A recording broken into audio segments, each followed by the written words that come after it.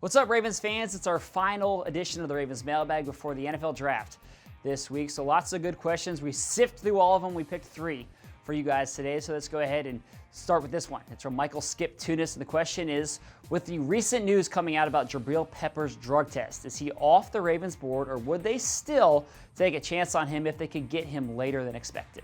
I'd be very surprised if Jabrill Peppers was off the Ravens draft board. Let's just back up 3 years to the 2014 NFL draft when the Ravens selected Timmy Jernigan in the second round. He's a first-round talent who had the same exact thing happen, diluted sample at the NFL Combine. That dropped him into the second round, the Ravens pounced. I think that could be very similar this year with Jabrill Peppers. It's not like he failed the drug test. It was a diluted sample, which his agent explained by saying that he was drinking a lot of water because he was sick and he had a lot of drills to do, both at linebacker and at safety, so that explains the test.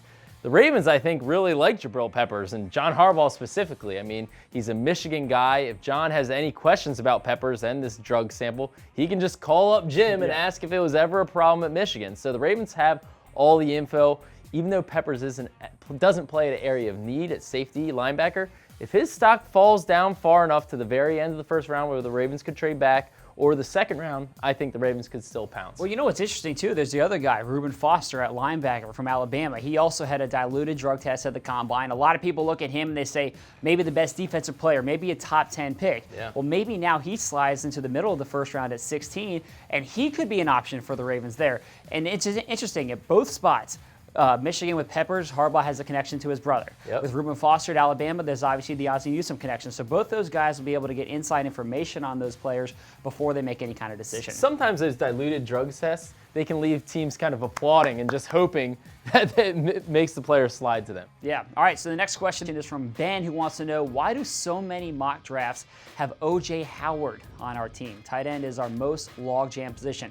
Well, I'm not going to argue with the fact that tight end's logjam. I mean, what do we have, like 20 tight ends on the team right now? There's a bunch of guys, but what have the Ravens said over and over again? What's the phrase this time of year? Yeah, best player available. They're going to take the best player available, and if that's Howard, they're going to do that. And also, they want playmakers. They want difference makers. They want guys who can really, every time they get the ball in their hands, they're a threat to score. They're a matchup problem for opposing defenses. O.J. Howard looks like he has a lot of those skills. And I do think it would be a little ironic if it would be Ozzie Newsome, Alabama tight end, drafting a guy, an Alabama tight end. So yeah, let's not also forget that, yes, the Ravens have a lot of tight ends right now, but you look to the future with that group. Yeah. Benjamin Watson is definitely up there in years. Dennis Pitta, how much longer will he be with the Ravens? So there are question marks as to who's going to be your lead dog long term. And then there's a bunch of young guys. It's not like one of those young guys has proven that they're going to be the #1 tight end for the next 3 or 4 years. There is a little bit of a hole there. Yeah.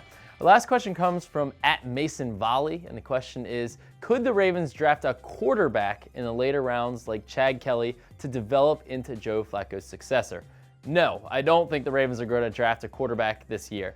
One reason being that they don't like to carry 3 quarterbacks on the roster, and they already have Joe Flacco's backup because they re-signed Ryan Mallett to a 1-year deal. So I don't think that they want to carry a guy just to kind of develop him, and I don't think that you're going to draft Joe Flacco's successor in the late rounds with the 6th round pick. I mean, sure, maybe he could be the next Tom Brady, but that's really setting your sights pretty high.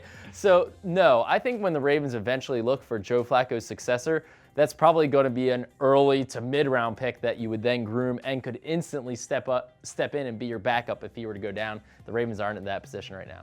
All right, so all these questions will sort themselves out over the next couple of days. And by the way, lots of coverage that we're going to bring you over draft weekend. I'm going up to the draft in Philadelphia Thursday night, so hopefully our first-round pick is there, and we'll bring you an interview with him Thursday night. You're going to be holding down the fort here on Thursday. That's right. Yep, I got it. You got it covered, and then I'll be back here on Friday. We're going to bring you all the coverage the entire weekend, so make sure you keep it right here. Thanks for watching, everyone, and have a great rest of your day.